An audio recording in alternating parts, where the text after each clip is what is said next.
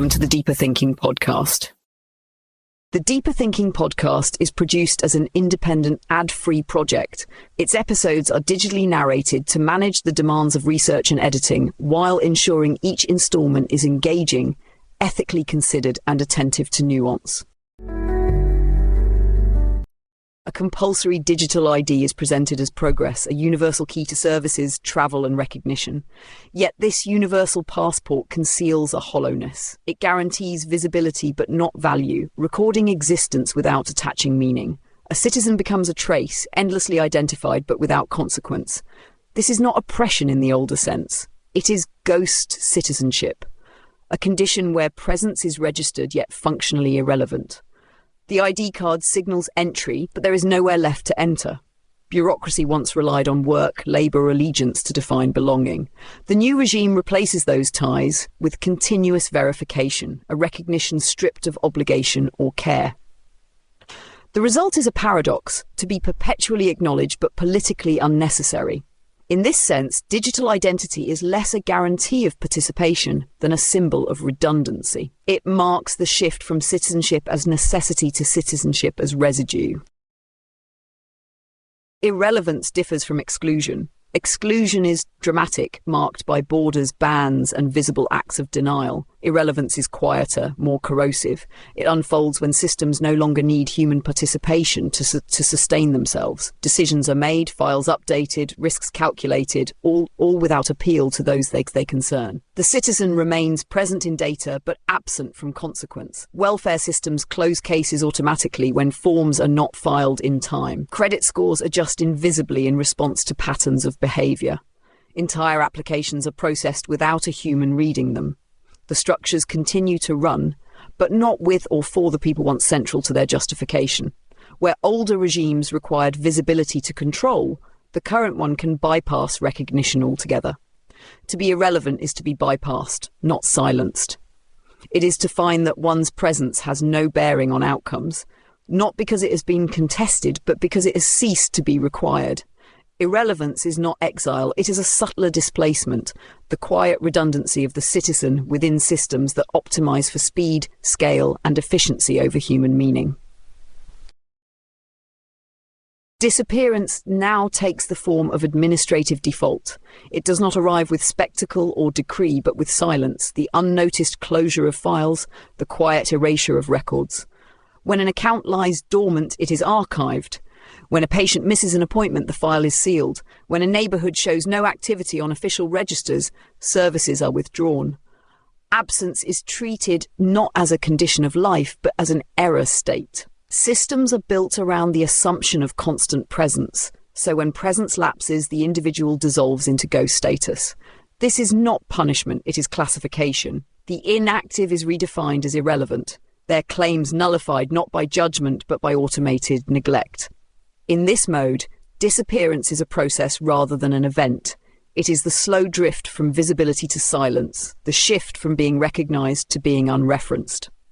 Ghost citizenship emerges when infrastructure ceases to account for pauses, gaps, or irregularities in human lives.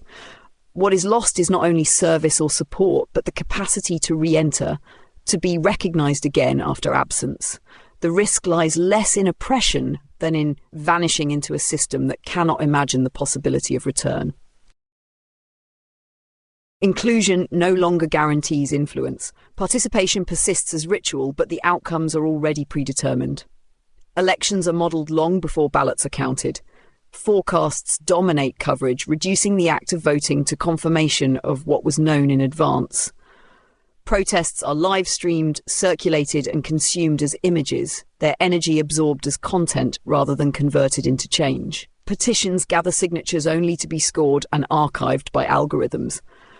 The gesture of inclusion remains, but its force is hollowed out.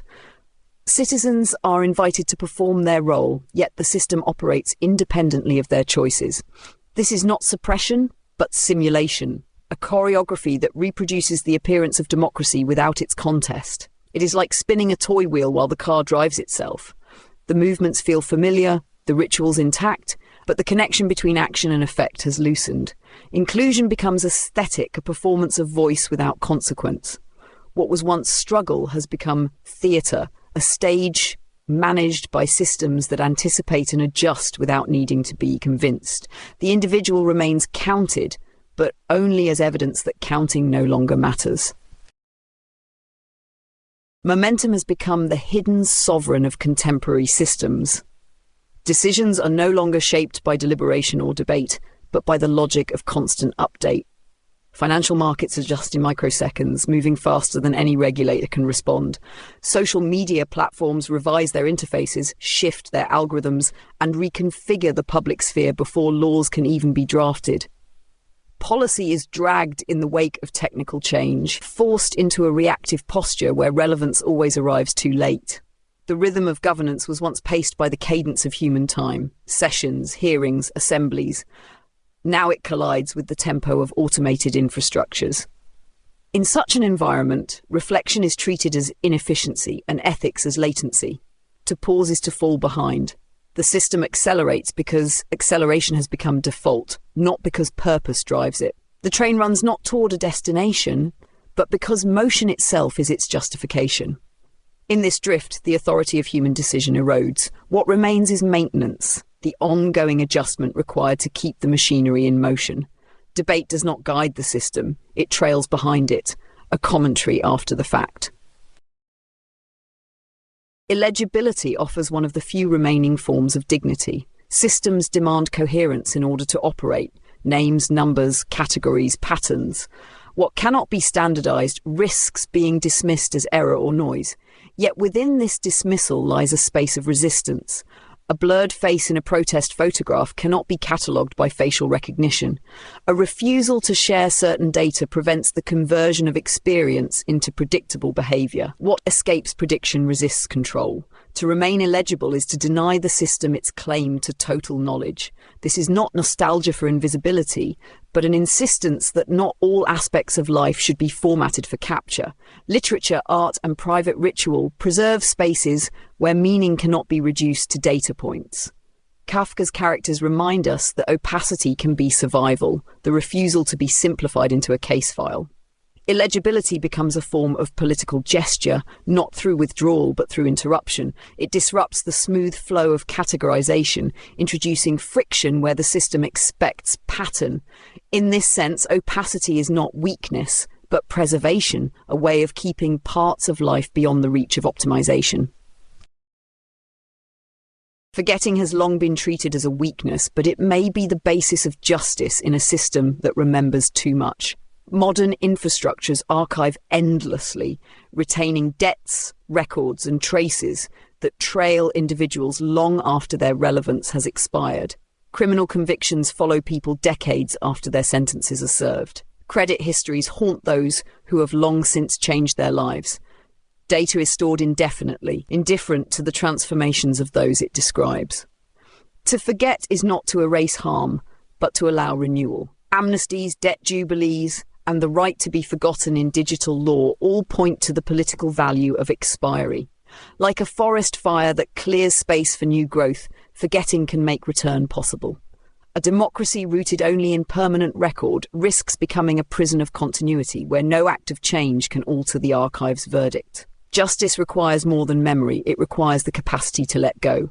To design systems that allow re-entry after absence, to permit debts to end, to accept that not all traces must endure, this is to affirm the human capacity for renewal against the machinery of endless retention.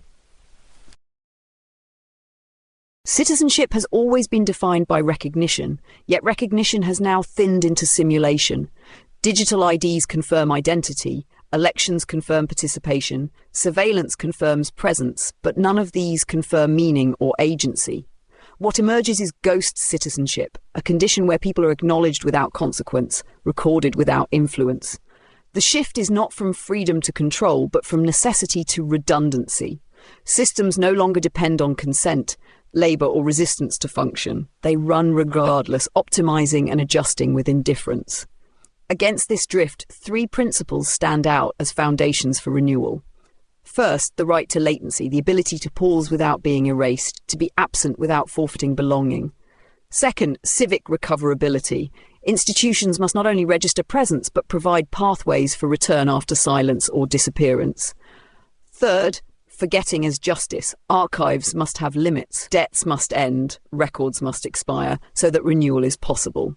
These principles move beyond visibility as the measure of worth. They refuse the idea that to be counted is to matter. Instead, they propose a democracy rooted in care, in the dignity of being more than data, in the possibility of return without condition. Absence has become a defining feature of civic life, not as exile but as condition. Systems no longer actively push people out. They simply fail to register those who do not conform to constant visibility. A dormant account is labelled a ghost. A missing entry in a database translates into non-existence. A silent neighbourhood loses its services because its activity falls below measurable thresholds. Absence here is not void but texture, unevenly distributed across populations. Some are permitted graceful withdrawal into retirement or legacy, while others vanish without ceremony or trace. Culture captures this haunting in ghost stories, films about vanishing characters, and literature that lingers on disappearance. These narratives resonate because they mirror the civic reality of being referenced less and less until the system no longer expects you. Absence does not announce itself, it thickens gradually, replacing participation with drift. The political subject dissolves, not through repression, but through being missed, overlooked, and quietly unscanned. The result is ghost citizenship, the faint presence of those still alive but functionally invisible, a haunting reminder that recognition has become conditional and that conditionality defines the limits of belonging. The future of democracy may depend less on constant recognition than on reimagining what it means to belong without perpetual visibility. Systems built on surveillance, verification, and endless retention confuse acknowledgement with care, presence with participation. Yet belonging cannot be reduced to a record or an ID scan. A just order must create space for latency, for silence, for disappearance without punishment. It must allow people to pause without losing status, to return without penalty, to outgrow traces that no longer describe who they are. This requires institutions designed not only for access but for re-entry, not only for memory but for forgetting. Ghost citizenship reveals the danger of visibility emptied of meaning. Against this condition, a new political imagination must hold that recognition is not the highest good. Care is, renewal is. To design for recoverability, to permit the dignity of opacity, and to release the hold of archives, is to affirm that citizenship is more than being scanned. It is the assurance that life can change without being disqualified, and that democracy can hold its citizens even when they slip from view.